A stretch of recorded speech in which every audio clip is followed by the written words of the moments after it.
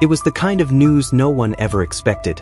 For decades, Mark Harmon had been a staple of American television, known for his calm demeanor, iconic roles, and an off-screen life that appeared nothing less than pristine. But on that day, as cameras flashed and voices murmured in disbelief, the image of the man we thought we knew began to crumble. Mark Harmon, sentenced. The words echoed across every news outlet, every fan forum, and every social media feed. No one could quite believe it. What had gone so wrong? Long before courtrooms and controversy, Mark Harmon had been beloved as Leroy Jethro Gibbs on the hit series NCIS. His steady presence, stern face, and moral compass made him one of television's most trusted characters. But Harmon's influence extended far beyond just one show. With a career spanning nearly 5 decades, he had become part of the fabric of Hollywood, admired not just for his performances, but for the man people assumed he was behind the scenes, disciplined, private, and drama-free. So when reports started surfacing of legal troubles, most brushed them off as either rumor or some misunderstanding. But whispers have a way of growing louder. The industry was abuzz with questions. Why had Harmon suddenly retreated from public life? Why did former co-stars suddenly grow quiet when asked about him? And why, after years of adoration, was there a sudden cloud looming over his legacy? The first real shock came during an offhand interview with a former NCIS crew member. It wasn't a tell-all. It wasn't even a planned discussion. But a comment slipped out. A suggestion that not everything on set had been as professional as it seemed. At first, the internet speculated it was about general behind-the-scenes tension. After all, long-running shows often face internal friction. But then came the documents. Quietly unsealed court files, showing the beginning of a very different story, one filled with lawsuits, hidden settlements, and alleged misconduct spanning years. The headlines began to change tone. Mark Harmon under investigation was the first major one. People wanted answers. The once private actor suddenly found himself at the center of media attention in a way he had never experienced before. Not for a role, not for a red carpet appearance, but for something far darker. Legal analysts began weighing in. Fans divided themselves between disbelief and disappointment. And the truth, as it turned out, was far more complicated than anyone had imagined. According to court records, the charges against Harmon weren't singular. They were cumulative, spanning financial mismanagement, contractual violations, and even allegations tied to on-set behavior that, if proven true, would tarnish not just his reputation but the legacy of the shows he had worked on. What seemed at first like career rumors were now part of a growing legal case, one that had enough traction to move forward publicly. The prosecution's argument was built carefully, presenting years of documentation, witness statements, and confidential records. One of the most damaging pieces of evidence came from a former executive producer who alleged that Harmon had knowingly used his influence to suppress internal complaints and shift blame to junior staff. That testimony sent shockwaves through the courtroom and through the entertainment world. As the trial proceeded, Harmon remained composed, appearing in court in a simple black suit, flanked by a small legal team. He offered no dramatic displays, no long statements. Just silence. It was that silence that bothered people most. Fans wanted explanations. The industry wanted accountability. And yet, Harmon stuck to the quiet discipline that had once earned him admiration, but now only deepened the mystery. Day by day, the courtroom filled with more reporters. The gallery was packed, not just with journalists, but with former coworkers, producers, and even distant relatives. Everyone wanted to witness what was being called the fall of an icon. The prosecution laid out its case meticulously, but the defense tried to counter every claim with questions of context, of reliability, of motive. They argued that Harmon had become a scapegoat, that decades in the public eye had made him an easy target for resentment, exaggeration, and revenge. But the evidence was hard to ignore. Bank transfers tied to unapproved expenses. Emails referencing staff dismissals that bypassed protocol. Internal complaints that never saw the light of day. A pattern was beginning to form, one that suggested control, concealment, and perhaps even coercion. The media frenzy intensified when Polly Parrott, Harmon's former co-star, was called to testify. Her departure from NCIS years earlier had already been shrouded in rumors, and now, on the stand, she spoke in clear, deliberate terms. She didn't lash out, but her words carried weight. She talked about an environment of fear, of unresolved conflict, and of a man who once inspired but eventually intimidated. Her testimony wasn't the sole reason the jury leaned toward conviction, but it was certainly a turning point. The verdict didn't come suddenly. After weeks of trial and days of jury deliberation, the moment finally arrived. Cameras lined the courthouse steps. Social media went into overdrive. And when the words were read, guilty on multiple counts, the world seemed to pause. Mark Harmon, once a paragon of television virtue, was now sentenced. The judge's words were firm, his tone unwavering. The sentence itself wasn't just about punishment. It was about making a statement that no amount of fame or legacy could place someone above accountability. Harmon was sentenced to 5 years, with eligibility for parole after 3, but the legal consequences were only part of the story. Because what followed was a wave of fallout that would reshape everything around him. His shows, his fan base, his professional connections, and even how we remember the roles he once played. The entertainment industry reacted swiftly. Networks issued carefully worded statements, distancing themselves from the controversy while still acknowledging Harmon's past contributions. Syndicated reruns of NCIS began disappearing from certain channels. Contracts were reviewed. Production houses reassessed their internal protocols. It was more than just one man's fall. It triggered a broader reckoning, especially for long-running shows where the power dynamics between stars and production staff had often gone unquestioned for years. For longtime fans, the emotional impact was devastating. Some clung to disbelief, hoping that an appeal might overturn the ruling or that new evidence would emerge to cast doubt on the conviction. Others felt betrayed, wondering how they had spent years admiring someone who, behind closed doors, may have allowed darker behaviors to flourish. Fan forums that once overflowed with trivia and admiration now buzzed with arguments, theories, and grief. And quietly, across the internet, tribute videos began disappearing. Blogs were archived. The digital footprint of Mark Harmon slowly began to fade. But the most powerful response came not from the networks or the courts, but from those who had worked alongside him, many of whom were now speaking publicly for the first time. Directors, assistant producers, costume designers, stunt coordinators, people whose names had rarely been known beyond the end credits. Their testimonies painted a nuanced portrait of Harmon, not as a villain, but as a man who had once inspired loyalty, only to grow distant, rigid, and ultimately dismissive of voices that dared question him. Some described a man trapped by his own image. After years of playing characters with unshakable moral codes, Harmon had perhaps internalized the belief that he could do no wrong. Others noted how the pressures of fame and creative control seemed to harden him over time.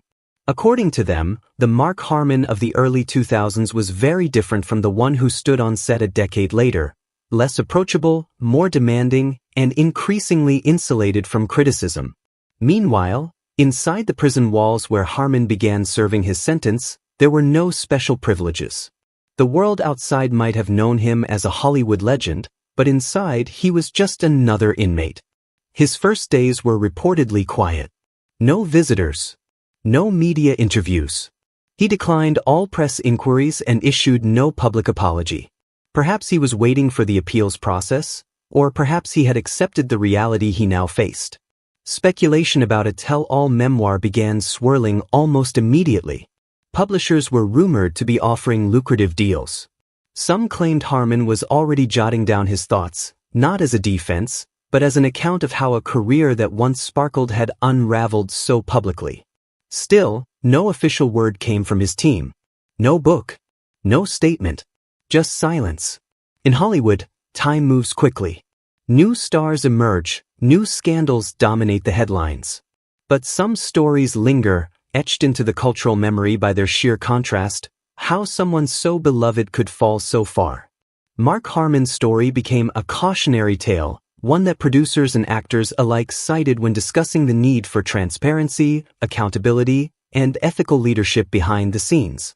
And yet, for every person who turned their back on Harmon's legacy, there were those who continued to defend him. Former castmates who remembered moments of mentorship.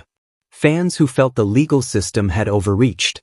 Even fellow actors who, though silent during the trial, later hinted in interviews that the full truth may never be known. These voices weren't loud, but they persisted, reminding the world that stories are rarely black and white. What made the entire saga even more complex was Harmon's refusal to fight back in the media.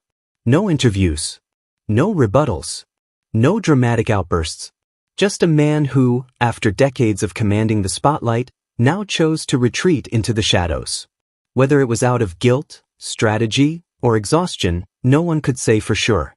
But the absence of his voice left a void, one that people rushed to fill with opinions, assumptions, and conjecture.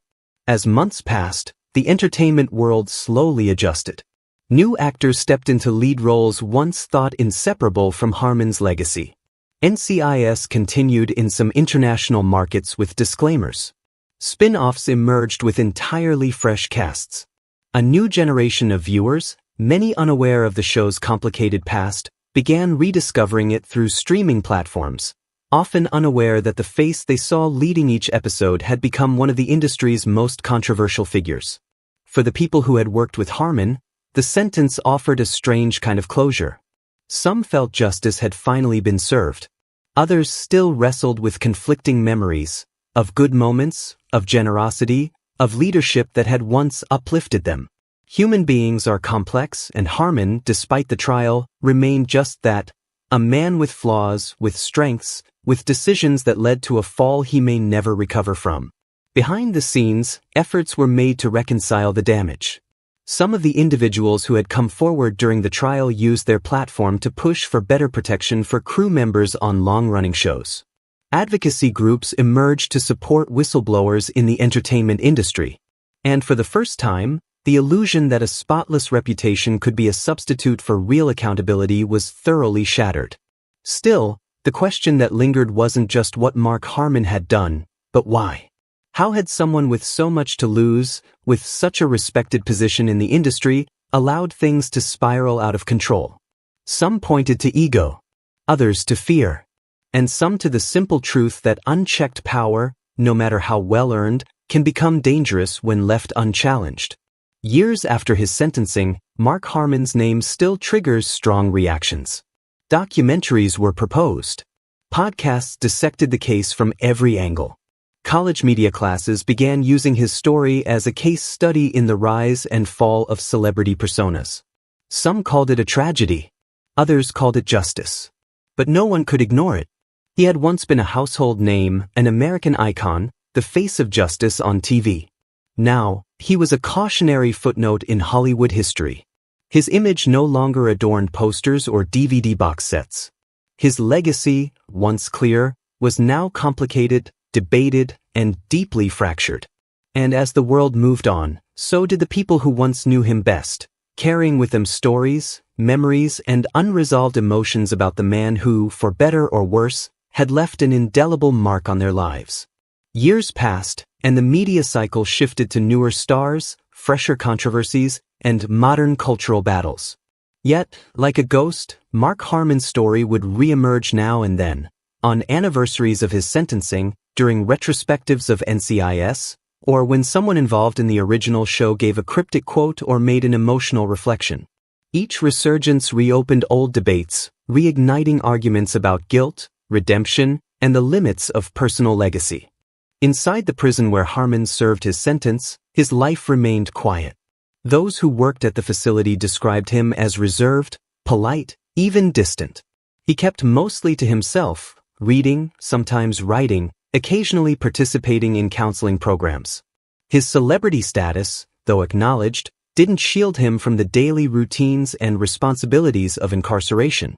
If anything, it made his isolation more complete. Inmates recognized him, sure, but they weren't fans. They were men with their own stories, their own regrets. To them, Harmon wasn't Gibbs. He was just another man doing time. His legal team filed for parole at the earliest opportunity, and in a move that stunned some and satisfied others, the board granted it. Harmon was released after serving just over 3 years, under strict conditions.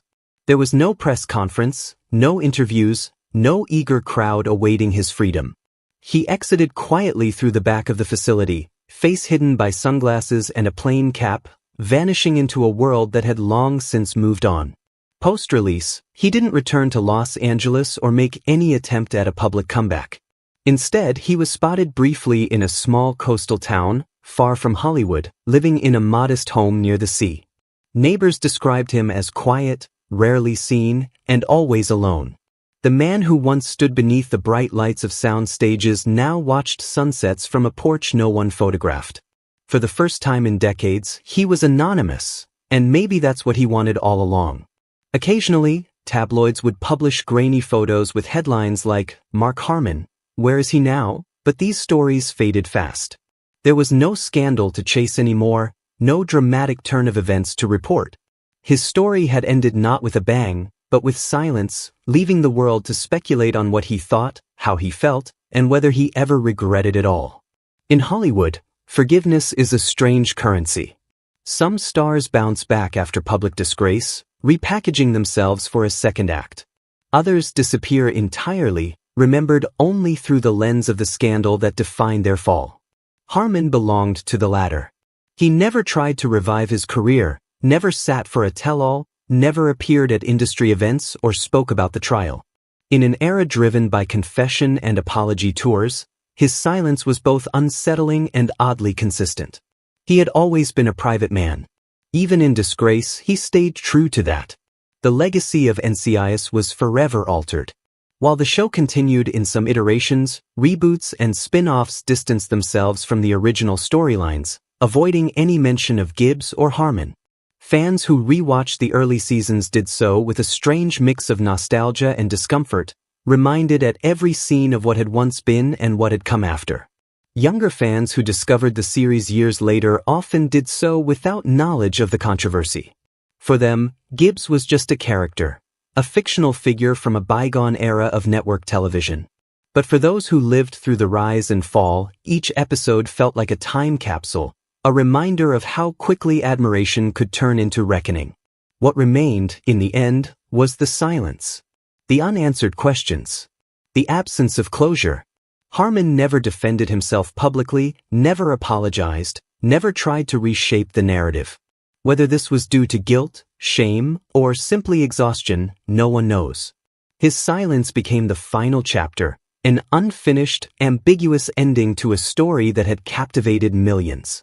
And maybe that's the part that still stings.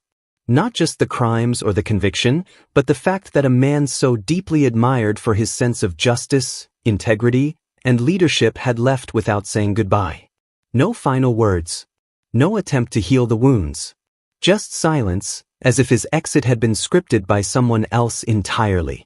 In that silence, the world was left to wrestle with its own contradictions, how someone could be both inspiring and disappointing, a symbol of justice on screen and a subject of judgment off it. The fall of Mark Harmon wasn't just about one man's missteps, it was a mirror held up to an industry and a society that often confuses image with identity, fiction with truth.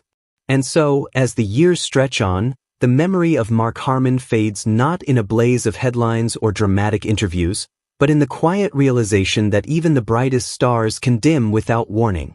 The man who once commanded a nation's attention now lives in obscurity, a living reminder that fame is fragile, trust is priceless, and legacies are never truly secure.